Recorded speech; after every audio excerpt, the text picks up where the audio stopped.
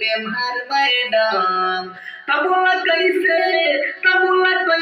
अजूबा भइल इनी बुखारा पूजा भइल मैडम इनी बुखारा पूजा भइल मैडम इनी बुखारा पूजा भइल।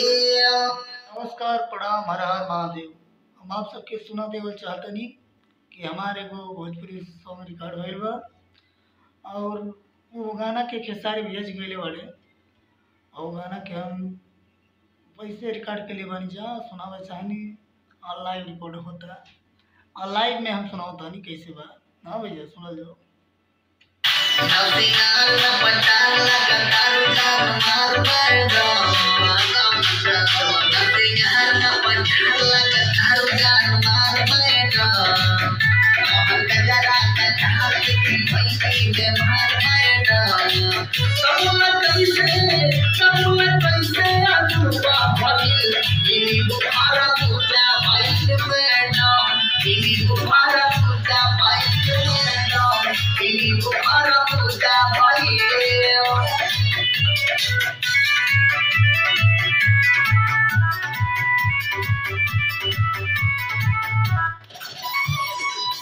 तो हाथ करे झपा झपा झपा झपा झपा झपा कमा तो हाथ करे लपा लपा लपा लपा लपा लपा बोली में तो हाथ तारा नवा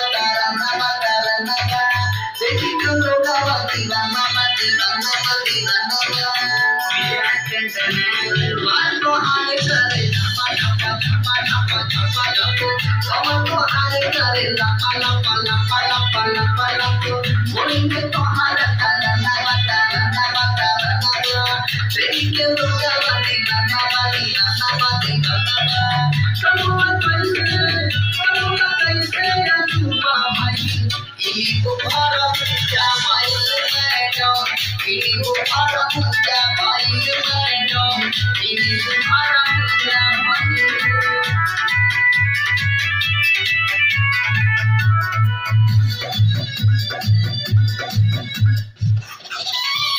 हमें का डोला रे तेरी से दिल हम डोला रे खिला कते हरा नुरानी बा चलो सोना राती पानी बा सोने लोरा हमें का डोला रे तेरी से दिल हम डोला रे अदम करके हरा नुरानी बा चलो सोना राती पानी बा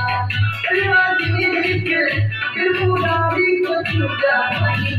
इनी बुखारा पूजा मैडम इनी बुखारा